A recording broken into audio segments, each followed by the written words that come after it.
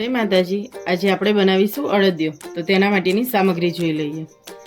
અડદનો કકરો લોટ 250 લીધો છે, એટલે 250 માવો, ટોપરાનું છીણ, સાકર 250, સાકરના બદલે તમે ખાંડ પણ લઈ શકો, અડદિયાનો મસાલો, ખસખસ, કાજુ બદામ, ગુંદર અને ઘી।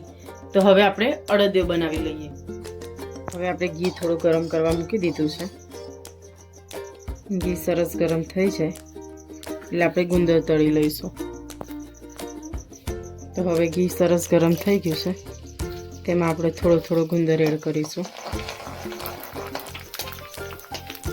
આવી રીતે હલાવતા રહીશું એટલે બધું ગુંદર સરસ તળાઈ જાય, અંદરથી કાચો ના રહેવો।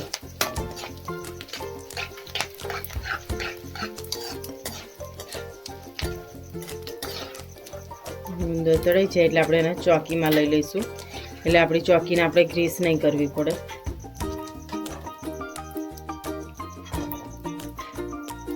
આવી જ રીતે આપણે બધો જ ગુંદર તળી લઈએ।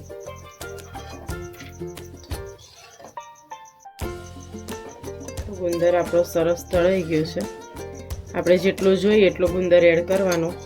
જો વધારે ભાવતો હોય તો તમે વધારે પણ એડ કરી શકો, અને જો તમને તળેલો ગુંદર ના ફાવતો હોય અને ડાયરેક્ટ કાચો ગુંદર હોય એને તમે મિક્સરમાં કરીને પણ એડ કરી શકો, પણ તળેલો ગુંદર ઘીમાં તળ્યો હોય એ ખાવાની બહુ જ મજા આવી જશે। તો આપણે આટલો ગુંદર તળ્યો છે। હવે એ જ ઘીમાં આપણે માવો શેકી નાખીએ।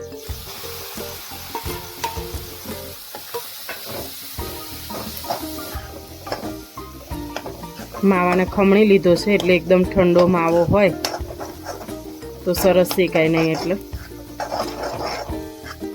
તો સતત હલાવતા રહી અને આપણે માવાને શેકી લઈએ।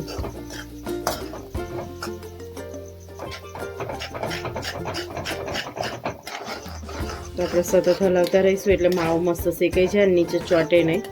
જો તમારે માવા વગરનો ખાવો હોય તો તમે માવો સ્કીપ કરી શકો છો, તો તમે માવો એડ નહીં કરવાનો, ખાલી અડદના લોટનો પણ થશે સરસ। હવે આપણો માવો એકદમ સરસ શેકાઈ ગયો છે, ઘી પણ બહુ સરસ રીતે છૂટ્યું છે। માવાને એક ડીશમાં કાઢી લઈએ।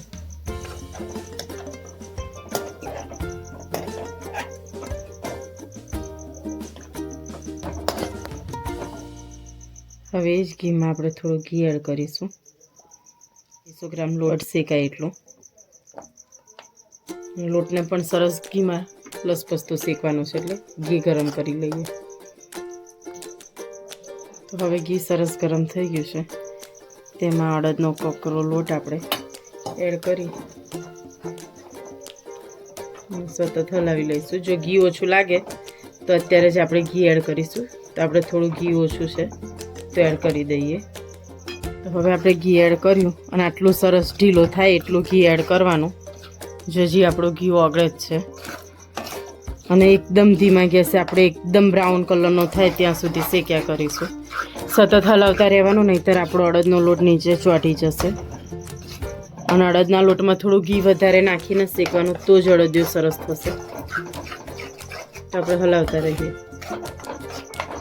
તો હવે આપણે આવી રીતે સતત હલાવતા રહ્યા છીએ, અને આપણા અડદિયાનો કલર પણ થોડો ચેન્જ થવા માંડ્યો છે અને બબલ્સ થાય છે। આવી રીતે સતત હલાવતા રહીશું। તો હવે આપણે અડદનો લોટ સરસ એકદમ બ્રાઉન કલરનો શેકાઈ ગયો છે। હજી તેને 2 મિનિટ માટે મિક્સ કરીશું અને હલાવશું। તો હવે આપણો લોટ સરસ એકદમ શેકાઈ ગયો છે અને બ્રાઉન કલરનો થઈ ગયો છે। તો આપણે ગેસ બંધ કરી દઈશું અને તેમાં માવો એડ કરી અને મિક્સ કરી લઈએ।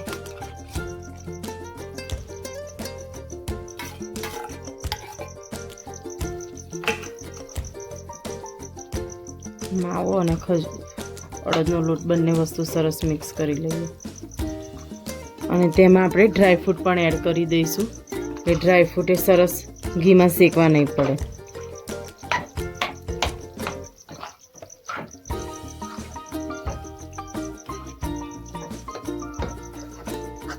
તો આપણો માવો, કાજુ બદામ અને અડદનો લોટ બધી જ વસ્તુ સરસ મિક્સ થઈ ગઈ છે। હવે આપણે તેને નીચે ઉતારી લઈશું અને ચાસણી લઈ લઈએ સાકરની। હવે આપણે કઢાઈમાં 250 ગ્રામ સાકર લઈશું. તમે ખાંડ પણ યુઝ કરી શકો. હવે તેમાં આપણે અડધી વાટકી જેટલું જ પાણી એડ કરીશું અને મિક્સ કરી લઈએ. હવે સતત હલાવતા રહીશું અને આપણે 1 તારની ચાસણી કરી લઈએ. ચાસણી માટે સાકર ઓગળે ત્યાં સુધીમાં આપણે ખસખસ અને ટોપરાનું છીણ એડ કરી દઈએ. તો આ થોડું ગરમ હોય ત્યાં ટોપરાનું છીણ સરસ શેકાઈ જશે. હવે આને પણ મિક્સ કરી લઈશું.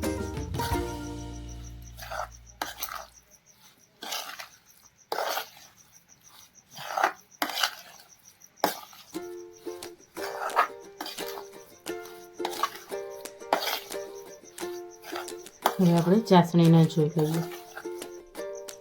તો હવે આપણે ચાસણી ચેક કરી લઈએ.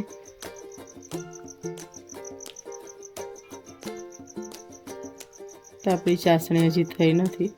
આપણે ઘડીક વાર રહેવા દઈશું. 1 તારની ચાસણી લેવાની છે. તો હવે આપણી ચાસણી 1 તારની સરસ થઈ ગઈ છે.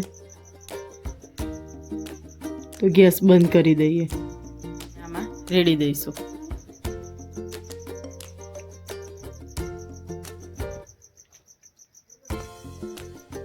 ચાસણી એડ કર્યા પછી આપણે 1 ચમચી અડદિયાનો મસાલો એડ કરીશું. બધી જ વસ્તુને સરસ મિક્સ કરી લઈએ. બધી જ વસ્તુને સરસ મિક્સ કરી લઈએ એટલે ચાસણી અને અડદિયાનો મસાલો બધી જ વસ્તુ સરસ મિક્સ થઈ જાય.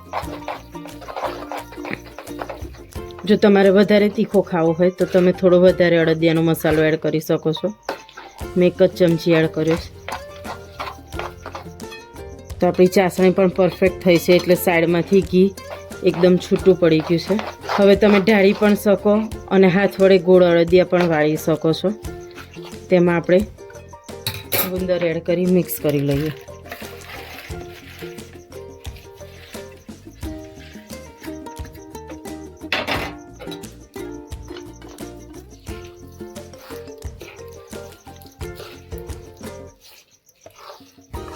બધી જ વસ્તુ સરસ મિક્સ થઈ જાય એટલે આપણે તેને ચોકીમાં ઢાળી દઈશું.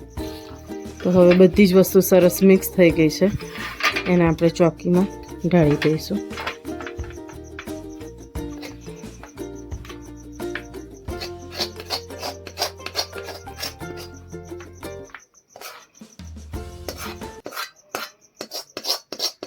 તો આવી જ રીતે બધી જ વસ્તુ લઈ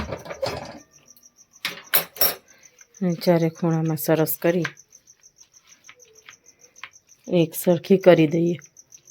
તો હવે બધી વસ્તુ કરી અને સરસ આપણે ચોકીમાં ઢાળી દીધો છે અડદિયા પાક અને ઘી પણ આપણે બરોબર થયું છે. તો 3 થી 4 કલાક માટે તમે રહેવા દેશો એટલે સરસ એકદમ ઠરી જશે. શિયાળો છે એટલે ઠરતા વાર જ નથી લાગતી.